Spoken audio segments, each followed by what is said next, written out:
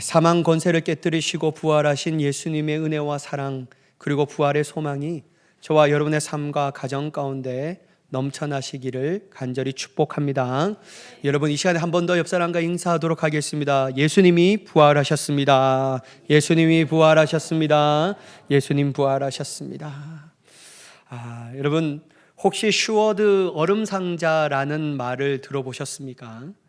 1876년 미국의 국무장관이었던 윌리엄 슈워드가 있는데요. 이분이 러시아로부터 알래스카 땅을 720만 달러에 사들였습니다. 그 당시 미국 국민들과 언론은 난리가 났죠. 그래서 그를 향한 엄청난 비난을 퍼부었습니다.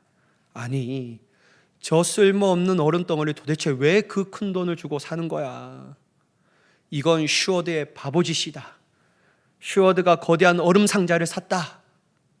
사람들은 그를 미국 역사상 가장 미련하고 불쌍한 사람이라고 취급했습니다. 실제로 슈워드는요, 죽을 때까지 사람들의 조롱을 받아야만 했다고 합니다. 그런데 여러분, 수십 년 뒤에 어떤 일이 일어났을까요? 그 쓸모없어 보이던 거대한 얼음 상자, 알래스카에서 엄청난 양의 금광이 터졌습니다. 그것뿐인가요? 이후에는 막대한 양의 석유와 천연가스, 지하 자원들이 끊임없이 쏟아져 나왔습니다. 오늘날 알래스카는 미국에서 가장 가치 있고 풍요로운 땅 중 하나가 되었다고 합니다. 가장 미련한 바보짓이요, 가장 위대한 선택으로 뒤바뀐 것이에요. 사랑하는 여러분, 어쩌면 세상 사람들의 눈에는 우리 그리스도인들은요, 저 슈워드처럼 얼음 상자를 산 사람들처럼 보일지도 모릅니다. 한번 생각해 보세요. 남들 다 쉬고 놀러 가는 이 황금 같은 주일 아침에 늦잠도 포기하고 교회에 나와 예배를 드립니다. 나의 귀한 시간과 힘을 들여 헌신하고 세상에서 열심히 쇠가 빠지게 고생해서 번 돈을 기꺼이 하나님 앞에 헌금으로 드립니다. 특별히 세상 사람들이 다 쫓아가고 좋아하는 그 짜릿한 쾌락들을 죄라고 여기며 철저히 외면하며 살아갑니다. 이러한 우리의 모습을 세상 사람들이 보면 뭐라고 하겠습니까? 참 피곤하게 산다. 미련하다. 저렇게 바보같이 미련하게 살면 무슨 인생의 재미를 알까? 아마 우리를 세상에서 가장 불쌍하고 답답한 사람처럼 여길 것입니다. 그런데 여러분, 저는 확신해요. 우리는 결코 불쌍한 사람이 아니에요. 우리는 미련하지도 않고 바보도 아닙니다. 왜 그럴까요, 여러분? 예수님께서 사망을 이기시고 부활하셨다라는 것이 분명하기 때문입니다.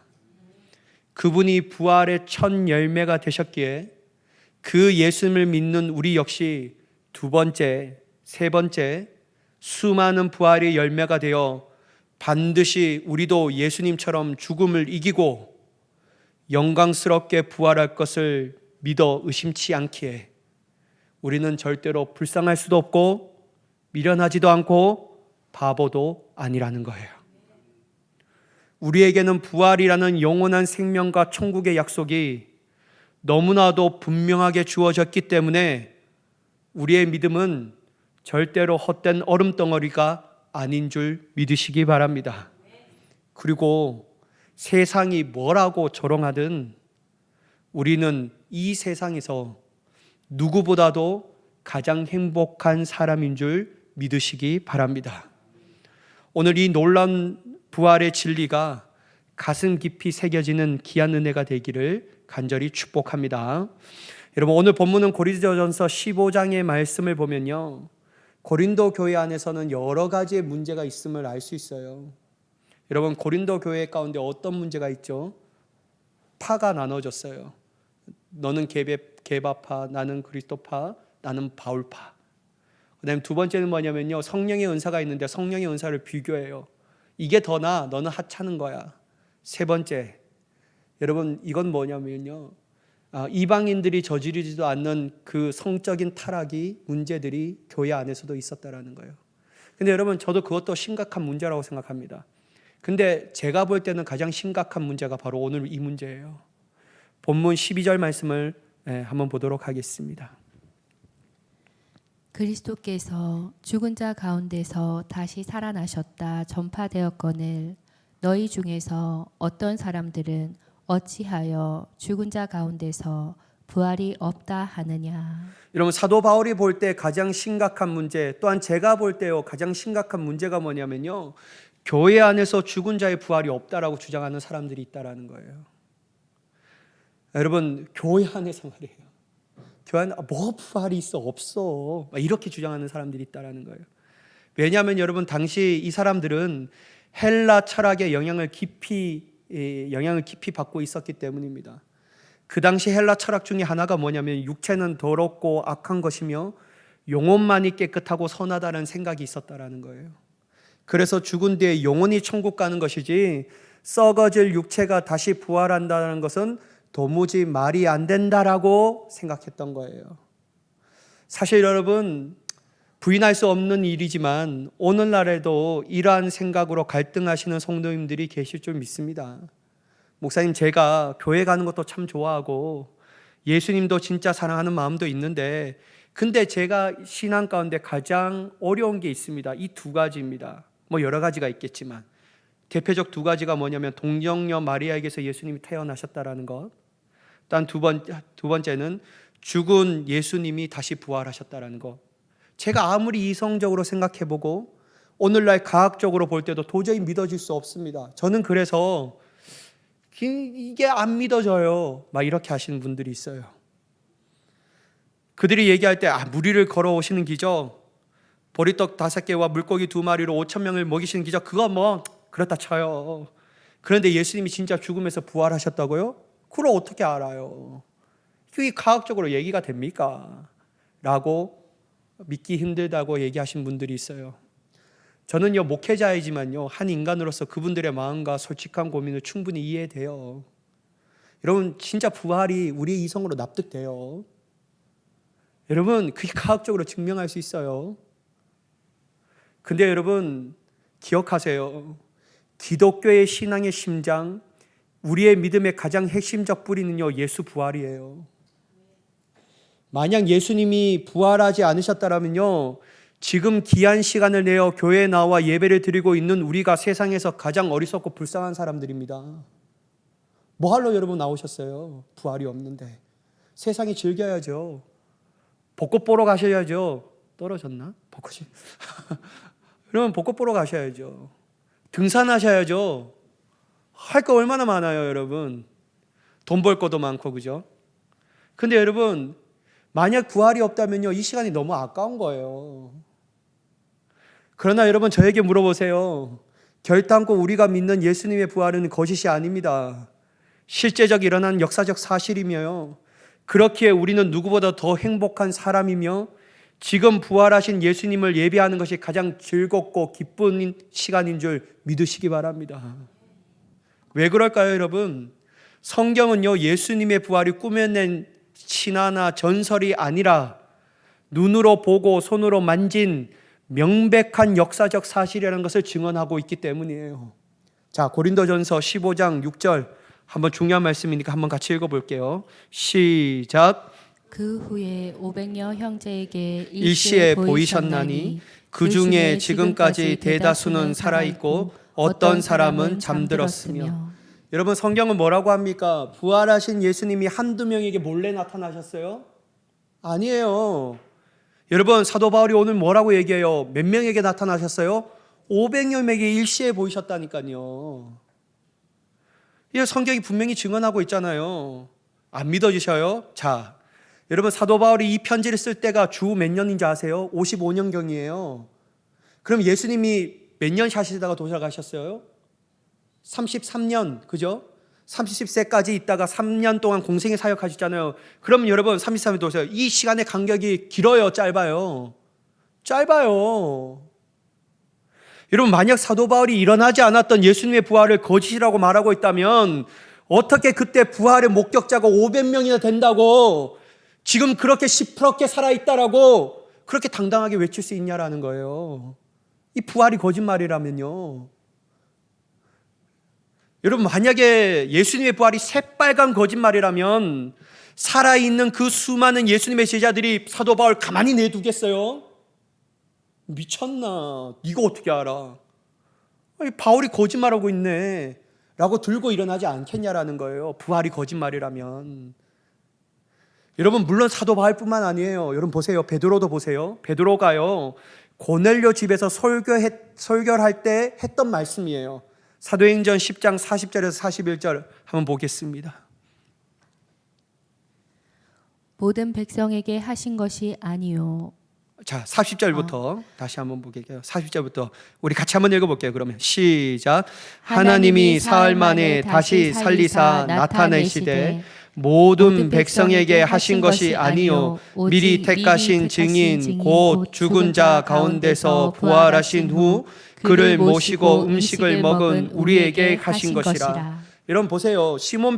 사도 베드로는요, 하나님이 죽은 자 가운데서 살리신 예수님께서 자신들과 뭐 했다고요? 뭐 했다고 해요? 식사했다고 하잖아요, 여러분. 식사했다고 해요, 안 해요? 해요. 그러면 여러분, 예수님이 영으로만 부활하셨어요? 육신으로도 부활하셨어요? 완벽한 전인격적으로 부활하신 거예요. 여러분, 영으로 부활하셨다는 거 이거 절대로 받아들일 수 없어요. 왜냐하면 영으로 부활하셨다는 말을 더 극단적으로 말하면 뭐예요? 귀신이다라는 거예요. 근데 여러분, 사도 베드로가 분명하게 얘기했어요. 우리 하나님이 그를 살리셨는데 미리 택하신 증인 곧 우리에게 죽은 자 가운데서 그를 모시고 음식을 같이 먹었다라고 분명하게 증언하고 있다라는 거예요. 근데 여러분, 어떻게 영으로 부활하셨다고 얘기할 수 있어요? 완벽한 몸으로 부활하셨죠. 그래서 여러분, 이 부활이요, 이 제자들에게 너무 분명하니까 가는 곳마다 어떻게 외쳐요? 자기들을 어떻게 얘기해요? 우리가 이 일의 증인이라고 얘기하지 않습니까? 자, 사도행전 3장 15절 말씀 한번 같이 읽어보도록 하겠습니다. 시작. 생명의 주를 죽였도다. 그러나 하나님이 죽은 자 가운데서 그를 살리셨으니 우리가 이 일의 증인이라. 뭐의 증인이에요, 여러분? 살리신 부활의 증인이라고 분명하게 말하잖아요. 허풍쟁이가 아니에요. 내가 직접 보았고 직접 경험했다. 그러니까 증인인 거예요. 자, 사도행전 4장 33절 한 번 더 읽어보도록 하겠습니다. 시작.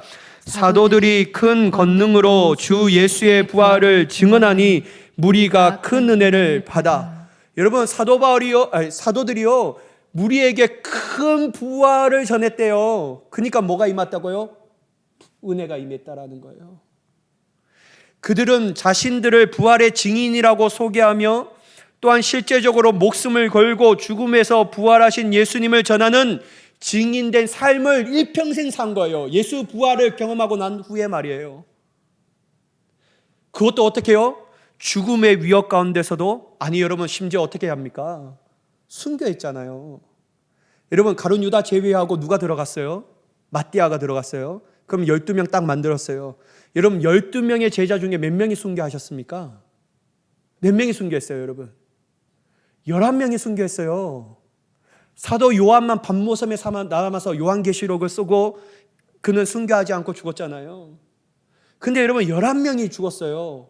뭐 전하다가요? 부활 전하다가 말이에요. 여러분, 그들은 왜 죽음조차도 두려워하지 않을까요? 그들에게 부활이 있잖아요. 죽는 내 육체의 죽음이 끝나는 것이 아니라 하나님의 새로운 몸을 입어봐. 나 또한 예수님처럼 부활할 것이다. 이 소망이 분명하니까요, 죽음을 무서워하지 않는 거예요. 그러니까 여러분, 순교합니다. 근데요, 결국 그분을 따르는 부활의 증인된 모든 사람들이 다 어떻게 됩니까? 초기 교회에 엄청난 순교자가 일어났습니다. 원형 경기장에 사자밥을 던져도 너 부활 인정하지 말고 예수님 부인해 라고 말해도 어떻게 합니까? 다 시인해요. 찢겨 죽어요. 불에 태워져 죽어요. 사자의 밥이 되어도 다 순교합니다. 왜요? 그들에게 있어서는 부활이 분명하니까 말이에요. 이 부인할 수 없는 사실이니까 말이에요. 그리고 여러분, 그들에게 있어서 예수님의 부활이 가장 중요하기에 안식 후 첫날 모여 함께 예배드립니다.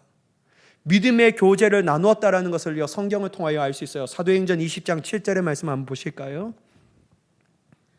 그 주간의 첫날에 우리가 떡을 떼려 하여 모였더니 바울이 이튿날 떠나고자 하여 그들에게 강론할세 말을 밤중까지 계속하매. 여러분 보세요. 부활이 얼마나 중요하냐면요, 그 주간의 첫날이 바로 주일이에요. 일요일이에요. 세상 사람들 일요일로 말하고 그리스도인은 주일이라고 말합니다. 그 주일에 모여 떡을 뗐다는 거예요. 이 떡은요, 그냥 단순히 우리가 먹는 음식의 떡이 아니에요. 예수 그리스도의 성만찬을 의미합니다. 예수님을 기념했다라는 거예요. 다시 말해서 예배했다라는 거예요. 그래서 여러분, 오늘날 많은 기독교 이 교회들이요, 어느 날 모여서 예배합니까? 여전히 안식일이에요. 여러분, 안식일은 토요일입니다. 우린 주일에 모여서 예배해요. 왜요? 주일이 부활절이니까. 그래서 여러분, 이 작은 부활절에 모여서 모든 사람들이 나와 부활하신 예수님을 찬양하고 예배하는 거예요. 부활이 얼마나 중요했으면 말이에요. 그런데 여러분, 만약 말입니다, 그 부활이 실제적으로 일어나지 않았고 앞으로도 우리에게 그런 부활이 임하지 않는다면 어떻게 될까요? 우리 믿음의 선배들이 목숨을 바쳐 지켜온 이 부활신앙, 그리고 주님처럼 우리 또한 부활할 것을 믿고 살아가는 우리의 인생이 만약에 부활이 없다면 어떻게 될까요? 여러분, 사도 바울은 우리가 얼마나 비참하고 불쌍한 존재가 되는지를요, 5가지를 조목조목 오늘 본문의 말씀을 통하여 짚어줘요. 자, 첫 번째, 부활이 없다면 우리가 전하는 것도 믿는 것도 다 헛것이 됩니다. 본문 14절 말씀 함께 읽어보도록 하겠습니다. 시작. 그리스도께서 만일 다시 살아나지 못하셨으면 우리가 전파하는 것도 헛것이요 또 너희 믿음도 헛것이며. 여러분, 사도 바울은요, 그리스도의 부활이 없다면 전파하는 것도 믿음도 뭐라고요? 헛것이다. 여러분, 여기서 헛것이라는 단어가 헬라어는요, 케노스를 사용해요. 이게 뭐냐면요, 속이 텅 비어 아무런 알맹이나 효력이 없다라는 거예요. 만약 여러분 부활이 없다면 제가 강단에서 외치는 이 설교도 공허한 메아리일 뿐입니다. 그리고 여러분, 아멘으로 하답하시는 여러분들의 믿음도 결국 실체 없는 껍데기를 불과하다라는 거예요. 실체 없는 껍데기를 붙잡고 있는 것 같다라는 거예요. 부활이 없다면 말이에요. 지금 헛수고하는 거예요, 우리 다. 자, 두 번째, 부활이 없다면요, 우리 모두 하나님의 거짓 증인으로 판명된다라는 거예요. 자, 본문 15절 길지만 한번 같이 읽어보도록 하겠습니다. 시작. 또 우리가 하나님의 거짓 증인으로 발견되리니 우리가 하나님이 그리스도를 다시 살리셨다고 증언하였습니다. 만일 죽은 자가 다시 살아나는 일이 없으면 하나님이 그리스도를 다시 살리지 아니하셨으리라. 여러분 보세요. 만약 부활이 없다면요, 이거 하나님이 하시지도 않는 일을 마치 하는 것처럼 우리가 지금 뭐예요? 사기꾼이에요. 누가 제일 사기꾼이에요? 저요. 여러분들은 뭐라고 해야 되나? 종범? 그 정도. 저는 주범. 사기꾼이에요. 아니, 하나님이 하시지 않는 일을 마치 하는 것처럼 얘기하는 게 사기가 아니고 뭐가 있습니까? 여러분, 하나님이 하시지 않는 것을 마치 하셨다라는 거짓말 위에 세워진 인생이 행복해질까요? 불행해질까요? 불행해집니다. 여러분, 사기꾼들 보세요. 돈은 많이 가져 있을지 모르지만 하루하루 쫓기는 인생을 살아가는 거예요. 평안한 날이 없어요. 행복하지 않아요. 왜요? 사기쳤으니까. 여러분, 한번 보세요. 만약에 부활이라는 게 거짓이라면요, 우리의 신앙은요, 행복해질 수가 없는 거예요. 자, 세 번째, 이 부분이 가장 중요한데요, 부활이 없다면요, 우리는 여전히 죄 가운데 있는 거예요. 본문 16절 17절 말씀 한번 같이 읽어보도록 하겠습니다. 시작. 만일 죽은 자가 다시 살아나는 일이 없으면 다시 살아나시는 일이 없을 터이요 그리스도께서 다시 살아나신 일이 없으면 너희의 믿음도 헛되고 너희가 여전히 죄 가운데 있을 것이요. 여러분 보세요. 17절 보면 사도 바울이 뭐라고 얘기합니까? 부활이 없어? 그러면 너희가 여전히 죄 가운데 있을 것이다. 여러분, 예수님의 십자가의 죽음이 우리의 죄를 대신 갚아주는 결제라면 부활은 그 결제가 하나님 앞에서 완벽하게 승인되었다라는 확실한 영수증이에요. 영수증이에요, 영수증. 부활이 없다면 영수증이 없다라는 거예요. 내 죄값이 진짜 치러졌는지 보장할 길이 없다라는 거예요. 그러므로 우리는 여전히 죄의 노예로 살다가 멸망받을 수밖에 없는 불쌍한 존재에서 단 한 발자국도 벗어날 수 없다라는 겁니다. 여전히 우리는 죄의 종로로 타는 거예요. 자, 네 번째, 여러분 부활이 없다면요, 먼저 믿고 죽은 가족들, 성도들은요 영원히 멸망한 것입니다. 여러분 본문 18절에서 한번 같이 읽어보도록 하겠습니다. 18절 시작. 또한 그리스도 안에서 잠자는 자도 망하였으리니. 여러분 18절에서 그리스도 안에서 잠자는 자라고 성경은 얘기해요. 사도 바울이 얘기해요. 이 뜻이 뭘까요, 여러분? 이미 세상을 떠난 성도들을 얘기하는 거예요. 여러분 성경은 그들을 죽었다라고 얘기하지 않고 잠잔다라고 표현합니다. 그 이유가 뭘까요, 여러분? 언젠가 주님이 다시 오시는 날 부활의 아침에 영광스럽게 깨어날 것이 분명하기 때문이에요. 그런데 부활이 없다면 우리의 사랑하는 가족들, 믿음의 동역자들을 어떻게 다시 볼 수 있냐라는 거예요. 영원한 생명이 없는데, 천국과 지옥도 없는데 뭐가 다시 볼 수 있어요? 그들의 죽음은 그저 허무한 끝이자 영원한 이별뿐인 것입니다. 그러니 여러분 얼마나 절망적이에요. 사랑하는 여러분, 저는 여러분들은 어떻게 생각할지 모르지만 저는 반드시 부활이 있어야 합니다. 왜요? 저는 아버지 보고 싶어요. 저는 아버지 보고 싶습니다. 그래서요, 부활이 있어야 돼요. 저 천국에서 아픈 모습으로 나를 맞이해 주실 저의 육신의 아버지가 아니라 부활의 영광스러운 몸으로 나를 맞이해 주실 그 우리 아빠 보고 싶어요. 저는 그래서 반드시 부활이 있다고 믿습니다. 그래서요, 부활이 없으면요, 저는 절망이에요. 여러분, 다섯 번째, 부활이 없다면요, 이 땅을 살아가는 우리가 세상에서 진짜 불쌍한 사람이에요. 여러분, 본문 19절 말씀 한번 같이 읽어보도록 할게요. 시작. 만일 그리스도 안에서 우리가 바라는 것이 다만 이 세상의 삶뿐이면 모든 사람 가운데 우리가 더욱 불쌍한 자이리라. 여러분, 부활도 없고 그래서 천국도 없다면요, 그래서 그저 눈에 보이는 이 70년, 80년이 삶이 전부라면요, 뭐하러 여러분 여기 나오셨어요? 여러분 뭐하러 여기 나와요? 나올 필요가 없죠. 아니 뭐하러 주님을 위해 땀을 흘리고 헌신하며 자신과 자신의 모든 것을 아깝게 생각하지 않고 드리는 우리가 됩니까? 여러분 우리가 제일 불쌍한 사람이에요. 근데 여러분 너무 속상해하지 마세요. 그래도 여러분보다 제가 제일 불쌍해요.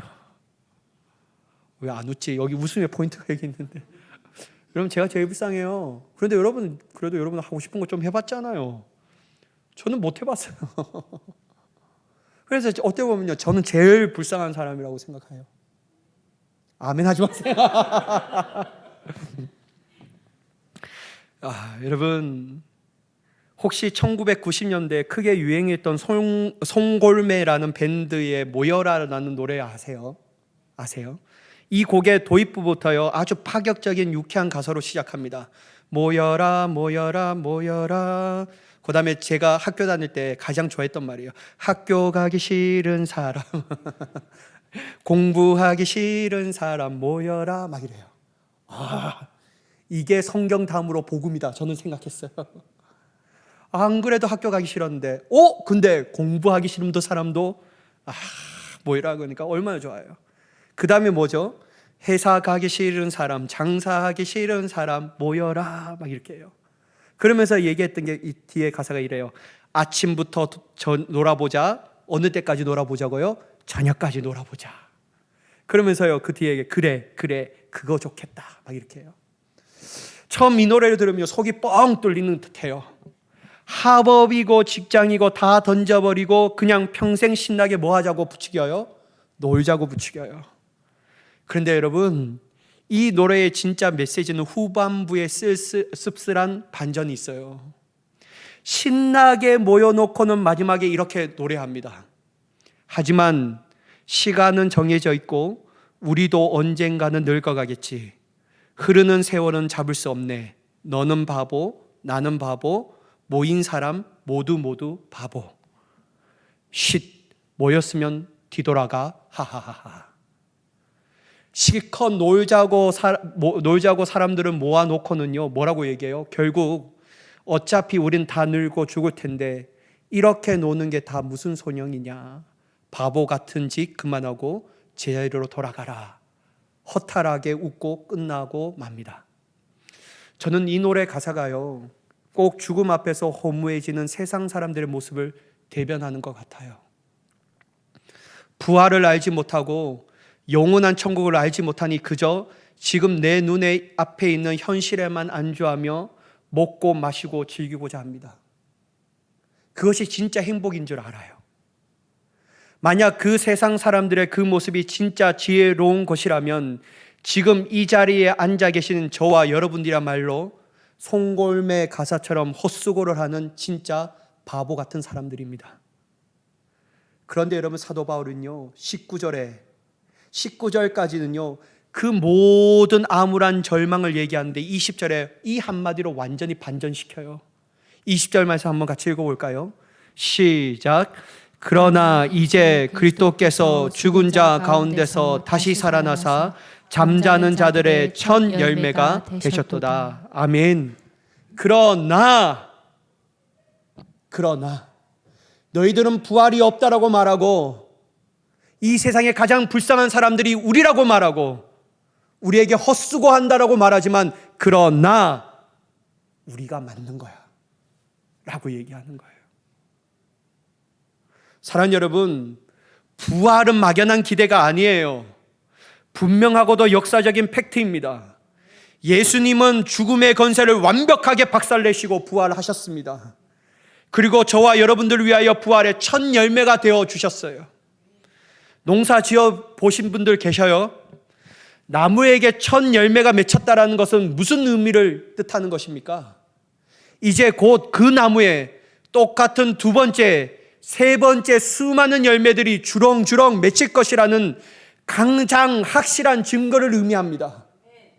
예수님이 부활의 첫 열매가 되셨다는 것은요, 예수님께 속한 우리 모두 역시 주님 다시 오실 때 반드시 영광스러운 몸으로 부활할 것이라는 것을 완벽한 보증이라는 것이라는 거예요. 그래서 여러분, 사도 바울은 22절에 이렇게 선포합니다. 여러분 들어보세요. 사도 바울 22절에 이렇게 선포해요. 아담 안에서 모든 사람이 죽은 것 같이 그리스도 안에서 모든 사람이 삶을 얻으리라. 사랑하는 여러분, 사망이 우리를 지배하던 시대는 끝났어요. 이제는 우리는 그리스도 예수 안에서 영원한 생명을 얻는 줄 믿으시기 바랍니다.